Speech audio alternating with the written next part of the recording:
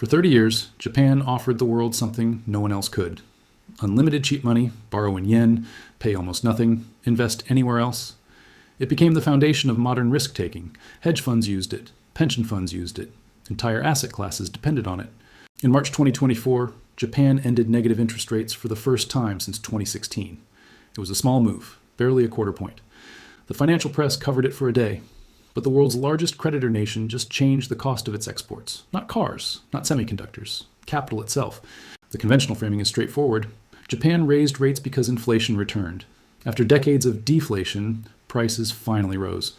The Bank of Japan responded, story over. This explanation is accurate. It is also remarkably incomplete. It treats Japan's interest rate policy as a domestic matter, as if Tokyo was adjusting levers for Tokyo. As if what the Bank of Japan does stays in Japan. It does not.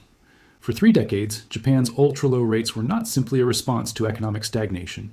They became embedded in the global financial architecture. When rates are near zero in the world's third largest economy and largest net creditor, that rate becomes a global input, a reference point, a source of liquidity that travels. The question is not why Japan raised rates. The question is what happens when the world's cheapest funding source becomes slightly less cheap. The mechanism at the center of this story has a name, the carry trade. The logic is simple.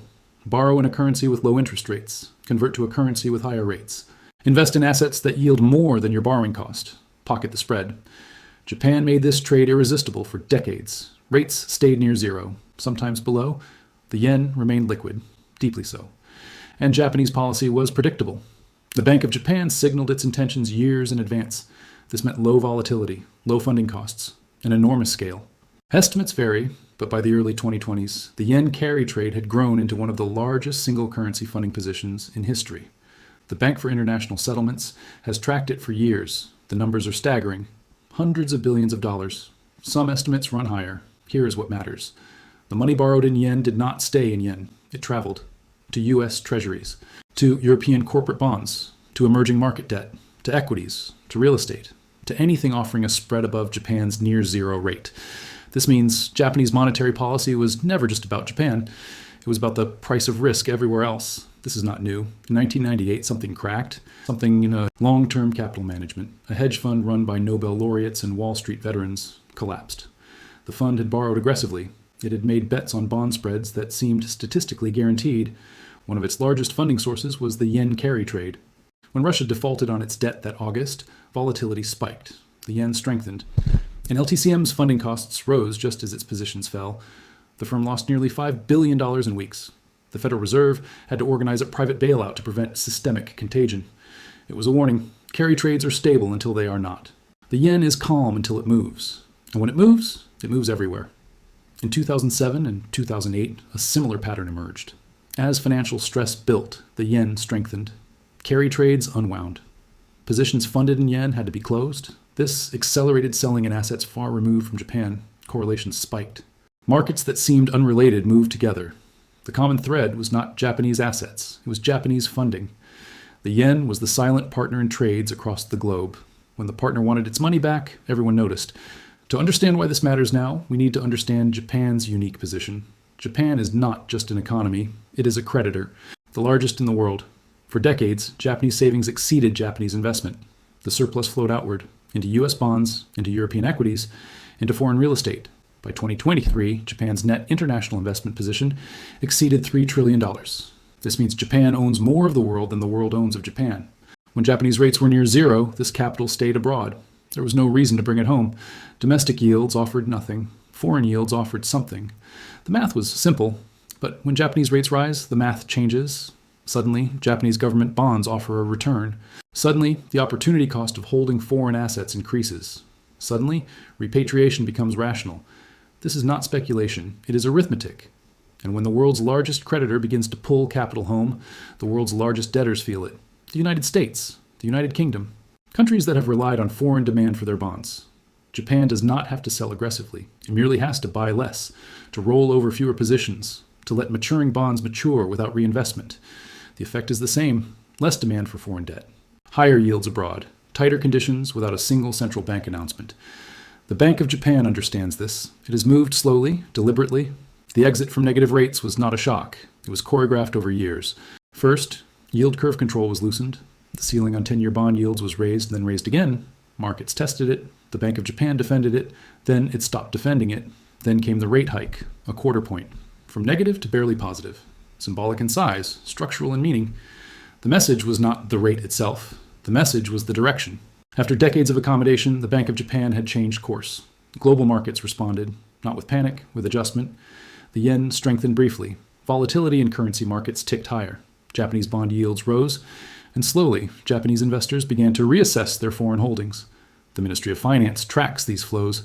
The data shows a shift. Not dramatic, not yet, but visible. Japanese life insurers, pension funds, banks, all are recalibrating. There is a deeper pattern here.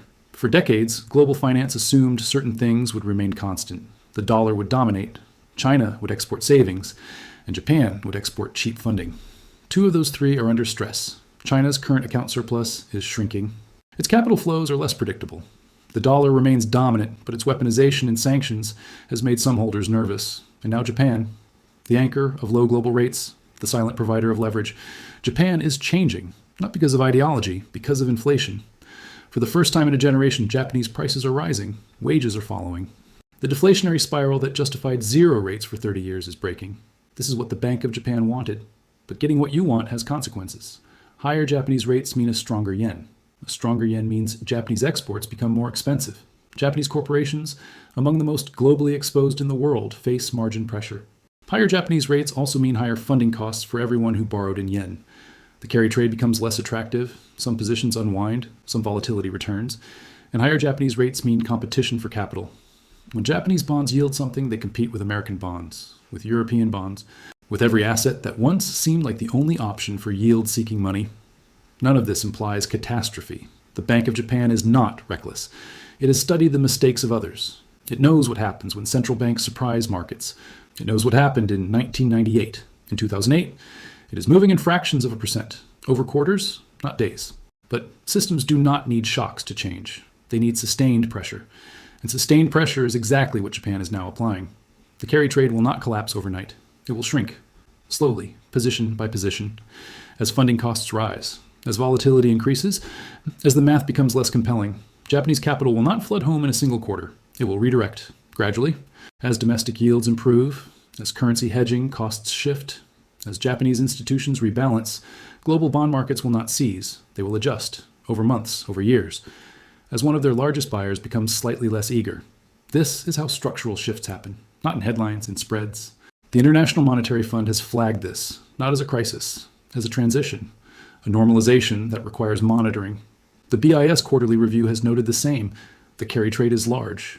Its unwinding, even partial, has systemic implications, not because Japan is failing, because Japan is succeeding, because Japan is finally generating the inflation it sought for decades. And success in monetary policy often creates new problems. There is a question embedded in all of this, one that rarely gets asked directly. For 30 years, global finance operated with a subsidy. Japanese savers, through their government's policy, provided cheap funding to the rest of the world. Risk assets rose. Borrowing costs fell. Leverage expanded. What does the world look like without that subsidy? Not worse, necessarily. Different. More expensive at the margin, more volatile in transition, more dependent on domestic savings rather than foreign flows. Japan is not withdrawing from the global economy. It is repricing its participation. And when the world's largest creditor reprices, everyone holding its debt, or depending on its capital, reprices too. The era of free money was never really free. Someone was paying. It was Japanese savers accepting near zero returns for a generation. Now they are being offered something else, and the rest of the world will have to find out what that costs.